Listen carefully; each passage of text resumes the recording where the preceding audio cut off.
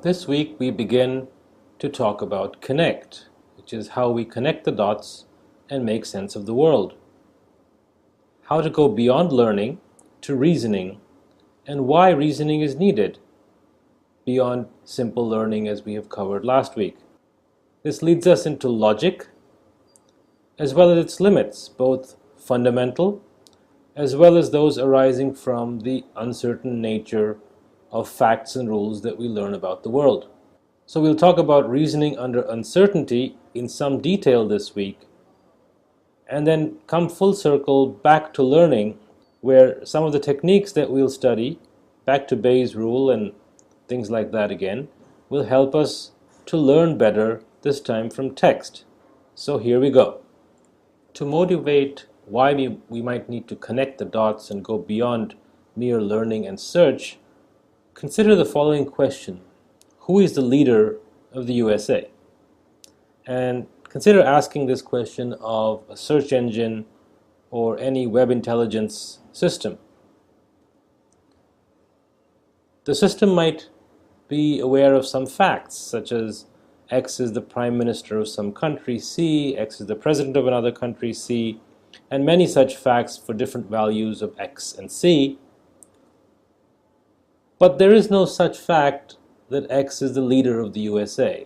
For example, we might have learned many such facts by looking at text and extracting them from textual documents, something that we'll come to towards the end of this week. But for the moment, assume that we do have many such facts, but there is no such fact for X being the leader of the USA. Somehow we haven't learned this because we've only learned the facts about specific posts like president or prime minister. So now what? Well, if X is the president of C, then X is the leader of C. The system might know such facts or rules which constitute its knowledge. As a result, combining a fact such as Obama is the president of USA, the system might be able to conclude that Obama is the leader of the USA. This is an example of reasoning. Taking facts and knowledge, which is rules, and combining facts and knowledge to come up with new facts. But reasoning can be tricky. Manmohan Singh, for example, is the Prime Minister of India. But Pranab Mukherjee is the President of India. India has a Prime Minister as well as a President. So who is the leader of India? You need more facts and rules to figure this out. Much more knowledge is therefore needed. For example, one might need to know that in India, the President is a ceremonial post, whereas the Prime Minister is a leader. In other countries like France, it is the President who is the leader. So knowledge is not necessarily static, and it can lead to confusions if one doesn't understand the semantics of knowledge. So reasoning is not as simple as it appears at first. Let's take a look at a few more examples to really understand how deep the problems with reasoning can actually become. We've seen this example a few weeks ago. Book me an American flight to New York as soon as possible.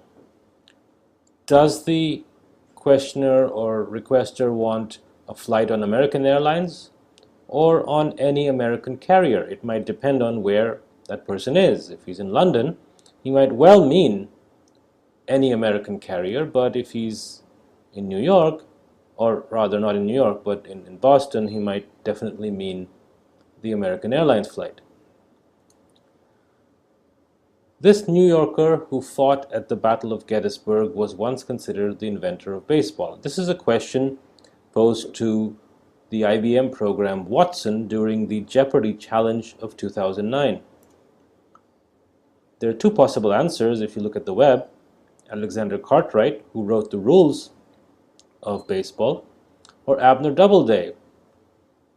It turns out that it's Abner Doubleday because this person actually fought at Gettysburg, and Watson got it right. So Watson had to reason many different facts, including the fact that Abner Doubleday also contributed to the rules of baseball and also, in addition, fought at Gettysburg. So these two things had to be put together. Watson had to connect the dots, put two and two together to make this conclusion and get this question right.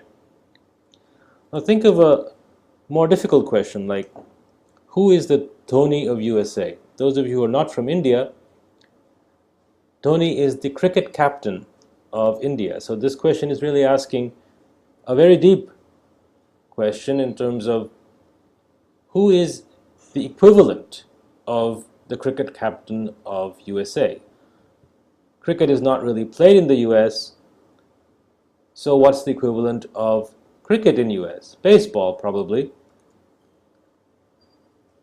So this is an example of analogical reasoning. So X is to USA, what cricket is to India would give us baseball, but the trouble is there is no US baseball team. So even that first step of reasoning doesn't seem to work. So one needs to go beyond deductive reasoning to what is called abductive reasoning, in the sense that one needs to find out the best possible answer. Who is the most popular sportsman in the USA? And there may be many popular sportsmen in the USA, so one is trying to find the best possible answer from a probabilistic perspective. This is an example of abductive reasoning as opposed to deductive reasoning, and we'll come across this later this week. Further, this is an example of reasoning under uncertainty. Most popular is not given in any one web page or any one statement. One needs to come to a conclusion based on a probabilistic assessment of who appears to be most popular using some measures. So this is an example of uncertain reasoning as well. The idea of adding reasoning to the web or to web intelligence systems is credited to Tim Berners-Lee, who, if you remember, is actually credited as being the inventor of the web in the first place way back in the early 90s. In 2000, Tim Berners-Lee came up with his vision for a semantic web, where instead of having simple pages of text which could only be understood by human readers, one would have linked data on the web. So it's not just text, but data which are facts like Obama is the president of the USA, or the president of the USA implies that someone is also the leader of the USA, and things like that. So you would have data which is linked to other data through inference rules, as well as engines or systems that could perform reasoning and therefore answer complicated queries like who is the Dhoni of USA or who is the leader of the USA. We'll come back to the vision that Tim Berners-Lee espoused in 2000 in a little while. For the moment, let's take a closer look at the concept of reasoning with a basic study of logic and how reasoning can be modeled formally. From there, we'll go and study reasoning in more detail, and finally, towards the end of this week's lecture, we'll get back to how facts and rules required for reasoning can be extracted from large volumes of text such as are available on the web.